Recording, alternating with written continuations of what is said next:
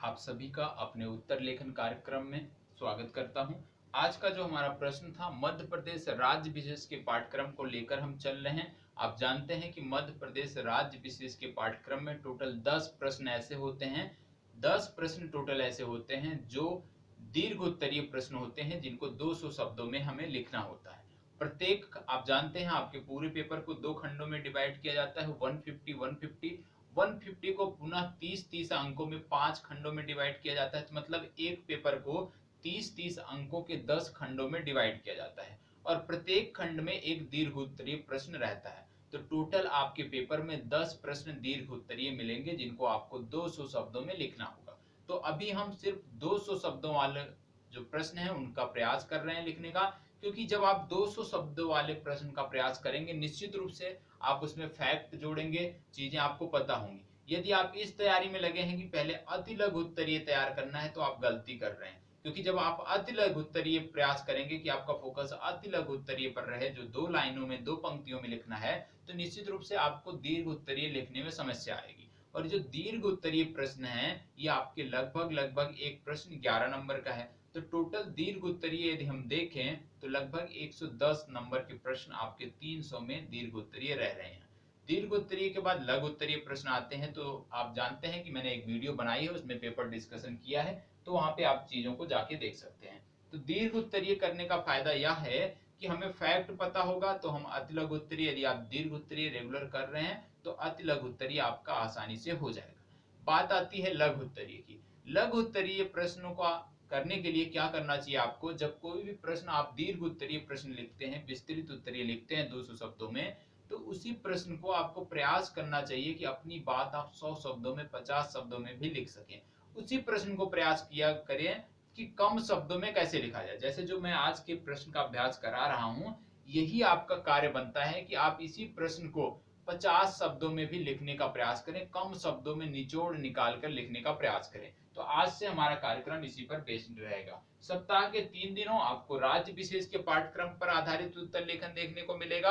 बाकी के 3 दिनों सप्ताह के, जैसे हमारा सोमवार, बुधवार और शुक्रवार, इन 3 दिनों यूपीएससी बेस्ड उत्तर लेखन होता है, जो समसामयिक विषय होते हैं, आपके लिए भी जरूरी होते हैं। तो सप्ताह के 3 दिनों हम समसामयिक विषयों पर उत्तर लेखन करते हैं। सप्ताह के बाकी 3 दिनों हम मध्य प्रदेश राज्य विशेष के पाठ्यक्रम पर उत्तर लेखन करते हैं। उसके साथ साथ यदि आप मध्य प्रदेश की तैयारी कर रहे हैं और आप चाहते हैं कि आपकी जो उत्तर है उसको चेक किया जाए, उसकी कमियों को बताया जाए, तो हमारा एक टेलीग्राम ग्रुप है, आप हमारे टेलीग्राम ग्रुप से जुड़ सकते हैं। वहां पे आपकी जो भी कमियां होती हैं वो आपकी इंगित की जाती हैं, चाहे व्याकरण की कमियां हो, शाब्दिक कमियां हो, या जो रूपरेखा होती है प्रश्न की, उसको जो लिखने की कमी होती है, सारी कमियां आपको बताई जाती हैं। ठीक है, तो हमारा प्रश्न था, ब्रिटिश उपनिवेशवाद ने भिन्न भिन्न चरणों में भिन्न भिन्न स्वरूप प्राप्त किया। इसी प्रश्न पर आपको उत्तर लेखन करना था। तो सबसे पहले आपको पता है, ब्रिटिश भारत में प्लासी का जब युद्ध हुआ था, उसी के बाद उनकी शक्ति बढ़ी, उनका मनोबल बढ़ा, और उसी के बाद उनकी गतिविधियां जो हैं एक प्रकार से भारत पर केंद्रित हो गई। तो 1757 के बाद 1813 तक, जब तक ये 1813 का चार्टर आता है, उसके पहले तक, 1813 के पहले तक क्या था कि ब्रिटिश का क्या था कि व्यापार पर एकाधिकार था। 1785 के बाद से लेकर 1813 तक इनका व्यापारिक एकाधिकार बना था, और इस समय जो भी गतिविधियां होती थी वो व्यापारिक एकाधिकार से संबंधित होती थी। किस प्रकार से व्यापारिक एकाधिकार के कारण भारत के उद्योगों को, भारत के नागरिकों को समस्या हुई, वो आगे अभी हम समझेंगे। ठीक है, फिर 1813 से 1860 के कार्यकाल में क्या होता है कि 1813 के बाद इनका जो व्यापारिक एकाधिकार था वो समाप्त कर दिया गया था, वो छीन लिया गया था। तो एक प्रकार से ये फ्री ट्रेड वाला जोन था। 1813 तक, 1860 तक ये फ्री ट्रेड करते रहे, लेकिन जो एकाधिकार था वो अब समाप्त कर दिया गया था। इसके बाद क्या होता है, 1860 से और 1947 के काल में आपको देखने को मिलता है कि जब विश्व युद्ध के दौरान ये देखा गया कि भारत के लोगों को भी उससे जोड़ा जाए, तो उनके विरोध को दबाने के लिए और कुछ जो जरूरी सामान होते हैं, जरूरी उपकरण होते हैं, उनके निर्माण भारत में किया जाए। मतलब जो कोर इंडस्ट्रीज थी उसको भारत में स्थापित करने का प्रयास किया। क्यों किया? भारत के भलाई के लिए नहीं किया था, वो अपने हितों के लिए उसको यहाँ पे स्थापित करने का प्रयास किए थे, जिससे जरूरत पड़े तो भारतीयों की मदद ली जा सके और भारतीयों को ये लगे कि अंग्रेज भारतीयों का विकास करना चाहते हैं, इसीलिए यहाँ की कंपनियों में, यहाँ की कोर इंडस्ट्री में जो है वो निवेश कर रहे हैं। तो ये ओवरऑल क्या दिखाने का था कि कहां से क्या समय काल था, किस अंतराल पे कौन कौन से कार्यक्रम चलाए गए थे। तो ओवरऑल यहाँ से आपको ये देखने को मिल जाता है। अब आगे हमें जो समझने की जरूरत है उस पर जाते हैं। अगला है हमारा कि पहले चरण में होता क्या है। पहले चरण में आप जानते हैं प्लासी का युद्ध हुआ। प्लासी के युद्ध के बाद पहले चरण की कहानी आपकी प्रारंभ हो जाती है। इस दौरान आपको क्या देखने को मिलता है कि औपनिवेशिक घोषणा हो जाती है, औपनिवेशिक काल यहाँ से प्रारंभ हो जाता है ब्रिटिश का। और आप देखेंगे कि जब बक्सर का युद्ध हो जाता है, आप जानते हैं प्लासी के विजय के बाद इनका धन का जो निर्गमन था भारत से, प्लासी का जैसे ही प्लासी का युद्ध इन्होंने जीता, उसी के बाद से ही, उसी के कुछ समय बाद से ही भारत से धन का निर्गमन, भारत से संसाधनों का निर्गमन चालू हो गया था। और इसको गति कब मिली? जब इन्होंने बक्सर के युद्ध को भी जीत लिया। बक्सर के युद्ध को जीतने के बाद इनको इसमें गति मिल गई। ठीक है, तो बक्सर को जीतने के बाद ब्रिटिश ने अपना जो धन निष्कासन की प्रक्रिया थी उसको गति दे दी। तो हमारे यहाँ जो धन संपदा थी, जो हमारे संसाधन थे, वो ब्रिटिश की ओर, मतलब ब्रिटिश जो थे, वो अंग्रेज जो थे, वो अपने यहाँ लेकर जाने लगे। कब? बक्सर के युद्ध के बाद इसमें गति मिली। और ये पहला चरण है 1813 के पहले तक। इससे क्या हुआ कि भारतीय जो अर्थव्यवस्था थी वो बुरी तरह प्रभावित हो गई। जब धन का निष्कासन होने लगा, भारतीय संसाधन जो हमारे रॉ मटेरियल थे यहाँ से जाने लगे, तो निश्चित रूप से क्या हुआ कि जो हमारी कोर इंडस्ट्री थी, अर्थव्यवस्था, जो हमारे हथकरघा उद्योग थे, हस्तशिल्प उद्योग थे, उनको जो है भारी चोट पहुंची। और इससे हमारी ग्रामीण अर्थव्यवस्था के साथ साथ शहरी अर्थव्यवस्था भी प्रभावित हुई। हस्तशिल्प जो उद्योग थे उनका पतन होने लगा धीरे धीरे। और आधुनिक उद्योग जो थे वो क्या हो गए? सीमित हो गए। जो उस समय के आधुनिक उद्योग थे वो सीमित हो गए, क्योंकि उनको रॉ मटेरियल नहीं मिल पा रहे थे। इसके बाद क्या हुआ? जब उद्योग बंद होने लगे तो निश्चित रूप से बेरोजगारी की समस्या होगी। तो इससे बेरोजगारी की समस्या दिन प्रतिदिन बढ़ने लगी और भारत निर्धनता की तरफ बढ़ने लगा। भारत, आप जानते हैं कि उस समय बहुत ही संपन्न था, लेकिन जब धन का निष्कासन होने लगा, कंपनियां धीरे धीरे बंद होने लगे, उद्योग धीरे धीरे बंद होने लगे, तो निश्चित रूप से इससे भारत की अर्थव्यवस्था को चोट पहुंची है। तो पहले चरण में आप इन चीजों को आप लिख सकते हैं। दूसरे चरण में क्या होता है? दूसरे चरण में आप जानते हैं फ्री ट्रेड। और जब फ्री ट्रेड हो रहा था उस समय क्या हो रहा था? फ्री ट्रेड, क्योंकि फ्री ट्रेड के कारण जो हमारे हस्तशिल्प थे उनका नुकसान हो रहा था। क्यों नुकसान होता? क्योंकि ब्रिटेन से उस समय कंपनियों में, जो ब्रिटेन की कंपनियां थी वो मशीनरी से लैस थी, और वहां के जो उद्योग धंधों से, जो वहां से बन के भारत में आते थे, कुछ भी जो प्रोडक्ट वहां से आता था, वस्तु, वो क्या होता था? क्योंकि मशीनों से बने होते थे, इसलिए उनकी लागत कम आती थी। और जो भारत में हस्तशिल्प उद्योग था उसकी लागत ज्यादा आती थी, क्योंकि उसमें ज्यादा मेहनत करनी पड़ती थी। तो धीरे धीरे क्या होने लगा कि उनका जो सामान था वो सस्ता था और हमारा महंगा था। तो एक तो निर्धनता धीरे धीरे प्रारंभ हो गई थी। इससे क्या होने लगा? कोई भी होगा सस्ता सामान खरीदेगा, तो लोग जो ब्रिटिश से सामान आता था, ब्रिटिश से जो वस्तुएं आती थी, उसको ज्यादा मात्रा में खरीदने लगे, जो हमारे हस्तकरघा उद्योग थे, जिससे वो प्रभावित होने लगे। अब हस्तशिल्प और हस्तकरघा कैसे प्रभावित हुए, इसके कारण देख लेते हैं। सबसे पहले जो औपनिवेशिक दशाएं थी उस समय की, जिस तरह से उनको छूट दी जाती थी, उनको टैक्स नहीं लिया जाता था, जबकि भारतीय जो व्यापारी थे उनको टैक्स देना पड़ता था। तो निश्चित रूप से जब आप वस्तुओं पे टैक्स दोगे तो उसका रेट बढ़ेगा ही। तो औपनिवेशिक जो दशाएं थी उस तरह उस समय की, उसकी वजह से क्या हुआ? हस्तशिल्प हमारा प्रभावित हुआ। और एक कारण इसका और था कि हमारे राजा उस समय तक जो है एक प्रकार से केवल घोषित राजा हुआ करते थे, बाकी उनके कोई अधिकार नहीं थे। ज्यादातर वो ब्रिटेन के जो निवासी होते थे, वहां के जो व्यापारी थे, उनको छूट देते थे, भारतीय व्यापारियों को कोई छूट नहीं देते थे। और राजाओं का दिन प्रतिदिन पतन होता जा रहा था। तो राजाओं का पतन होना भी एक कारण था औपनिवेशिक दशाओं के प्रबल होने के। इसके बाद क्या होती है? व्यापार नीति। जैसे मैंने पहले भी बताया कि व्यापार नीति इनकी त्रुटिपूर्ण थी। ये भारत से क्या करने लगे? कच्चा माल की खरीद करने लगे। और जब ये कच्चा माल भारत से खरीदने लगे, तो जो भी उद्योग उन कच्चे माल पर बेस्ड थे, उनके क्या हो गई कि आपूर्ति ही नहीं हो पा रही थी कच्चे मालों की। और जब उनको कच्चे माल की आपूर्ति नहीं हो पा रही थी, तो भारत के जो उस समय के आधुनिक उद्योग थे, निश्चित रूप से वो बंद होने के कगार पर आ गए।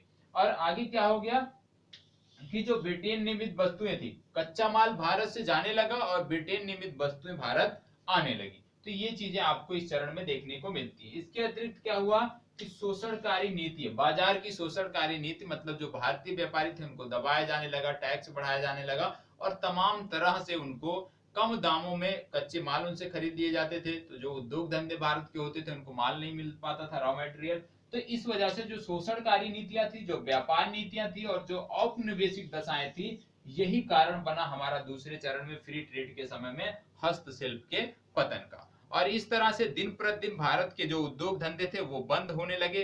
भारत में दिन प्रतिदिन निर्धनता, जिसको बोलते हैं, निर्धनता बढ़ने लगी। और लास्ट में क्या हुआ कि इस चरण में जब तीसरे चरण की शुरुआत होनी थी, तो आप जानते हैं कि भारत में जो यदि देखें तो आधुनिक उद्योगों के विकास का क्रम जो था वो 1860 से प्रारंभ हुआ था। भारत में तीसरे चरण की अब बात कर रहे हैं क्योंकि 1860 के बाद तीसरा चरण हमारा प्रारंभ हो जाता है। तो जो हमारा भारत में आधुनिक उद्योगों के विकास की जो प्रक्रिया थी वो 1860 के दशक में, 1860 के वर्ष के बाद से प्रारंभ हुई थी। लेकिन यदि देखा जाए तो ये जो प्रक्रिया थी ये बहुत ही धीमी थी, बहुत ही सुस्त थी। क्यों धीमी थी? क्योंकि उस समय जो भारतीय व्यापारी थे उनके पास ऐसी शोषणकारी नीतियां थी कि उनके पास धन ही नहीं था कि एक बार में अच्छे से कंपनियों अपनी फैक्ट्री को निवेश कर सके। तो जो धन की कमी थी, पूंजी की कमी थी, उसकी वजह से जो है ये प्रक्रिया काफी धीमी थी और असंतुलित प्रक्रिया थी। कारण क्या था कि धन की कमी, भारतीय व्यापारियों के पास उस अनुपात में धन नहीं था कि वो कंपनियों को स्थापित कर सके, कंपनियों को चला सके। जिसमें सबसे ज्यादा यदि कोई समस्या आती थी तो क्या आता था, जो उस समय की ब्रिटिश नीतियां थी इस तरह से बनाई गई थी कि भारतीय जो व्यापारी हैं, भारतीय जो उद्योग हैं, वो ऊपर ना उठ सके। दिन प्रतिदिन वो जो है उसमें कमियां आती गई। फिर बाद में आता है कि आप जानते हैं प्रथम विश्व युद्ध हुआ और प्रथम विश्व युद्ध के बाद भारतीय उद्योगों को प्रोत्साहन मिला। क्यों प्रोत्साहन मिला? क्योंकि ब्रिटेन जो अंग्रेज थे उनको यह एहसास हुआ कि सीमित तौर पर यदि इसी तरह से हम करते रहें और हमें भारतीयों की जरूरत पड़े तो निश्चित रूप से भारतीय हमारा समर्थन नहीं करेंगे। और यदि मूलभूत जो सामान है, जो जरूरतें हैं, उसको यदि भारत में ही स्थापित कर दिया जाए तो निश्चित रूप से जो यहाँ के लोग हैं उनके मन मस्तिष्क में एक पॉजिटिव, एक सकारात्मक विचार जाएगा और यदि कभी भारतीयों की जरूरत पड़ेगी तो वो हमारे साथ तैयार रहेंगे। क्योंकि प्रथम विश्व युद्ध में भारतीयों की उनको आवश्यकता पड़ी थी और उनको अंदाजा था कि आगे भी इस तरह की जरूरत पड़ सकती है। इसके लिए क्या किया इन्होंने कि सीमित तौर पर उद्योगों के विकास को जो है इन्होंने प्रारंभ किया। सीमित तौर पर भारत में उद्योगों के विकास को, प्रक्रिया को इन्होंने बल दिया।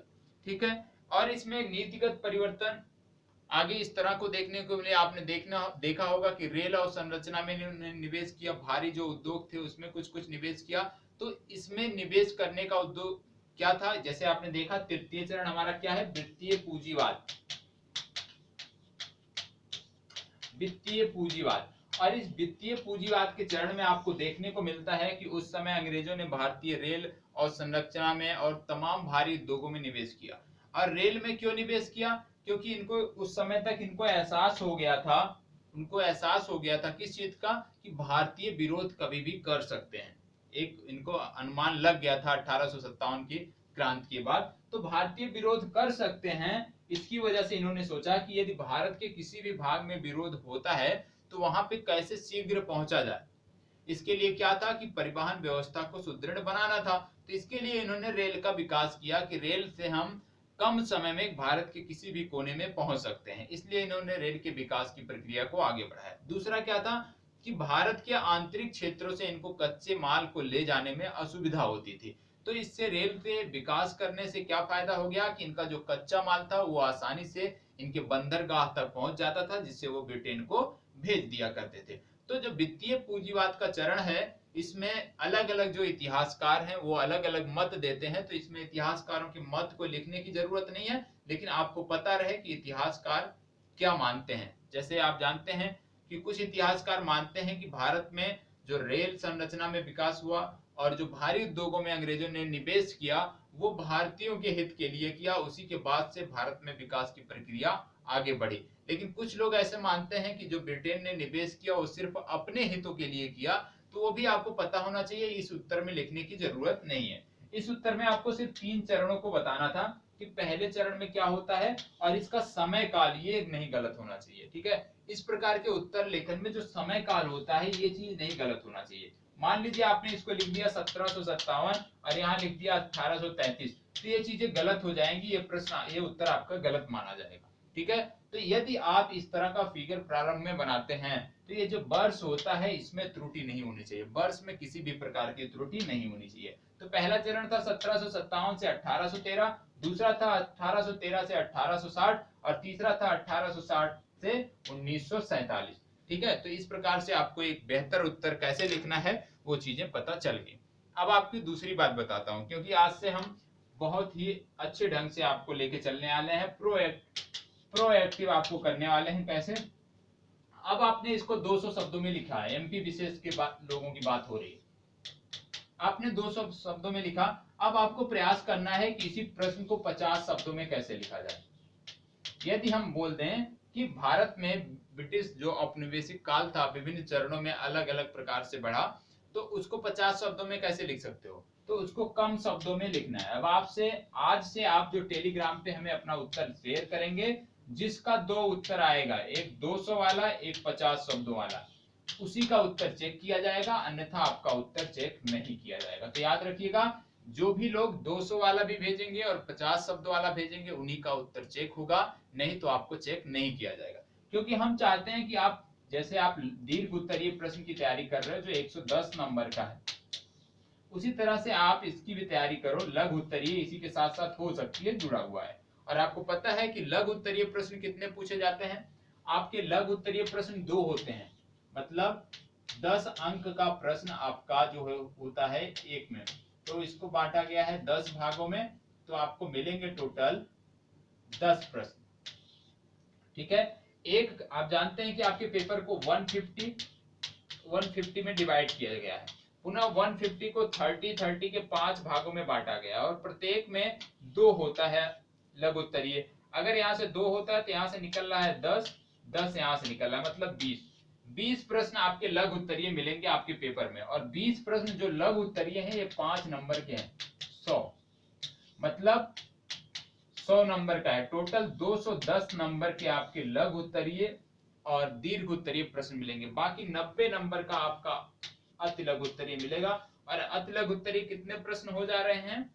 प्रत्येक खंड में 3, तो यहाँ से 3 हो गया, तो ये बन रहा है 10, 30 प्रश्न। 30 प्रश्न आपके मिलेंगे अति लघु उत्तरीय। ठीक है, तो ये आपके यहीं से कवर हो जाएंगे। यदि आप दीर्घ उत्तरीय और लघु उत्तरीय प्रश्नों को अच्छे से कर रहे हैं तो ये चीज आपकी यहीं से कवर हो जाएगी। तो आज से याद रखना है कि जो भी लघु उत्तरीय और दीर्घ उत्तरीय दोनों प्रश्नों का उत्तर देंगे उन्हीं का चेक होगा, अन्यथा चेक नहीं किया जाएगा। जब हम समसामयिक घटनाओं पर उत्तर लेखन करेंगे तो वहां पे भी आपको 200 शब्द में, एक 50 में लिख के भेजना है, तभी आपका चेक होगा। ठीक है, तो आपको ये बातें ध्यान में रखनी है। तो जो भी लोग नए जुड़ना चाहते हैं हमारे टेलीग्राम ग्रुप से, आपको लिंक मिल जाएगी कमेंट बॉक्स में, आप वहां से हमें ज्वाइन कर सकते हैं। तो यहीं पे अपनी चर्चा समाप्त करते हैं, कल फिर मिलते हैं एक नई चर्चा के साथ, एक नए प्रश्न के साथ। तब तक के लिए इसी प्रकार से हमारे साथ बने रहें और सहयोग करें एक बड़े प्लेटफॉर्म पे हमें स्थापित करने में। धन्यवाद।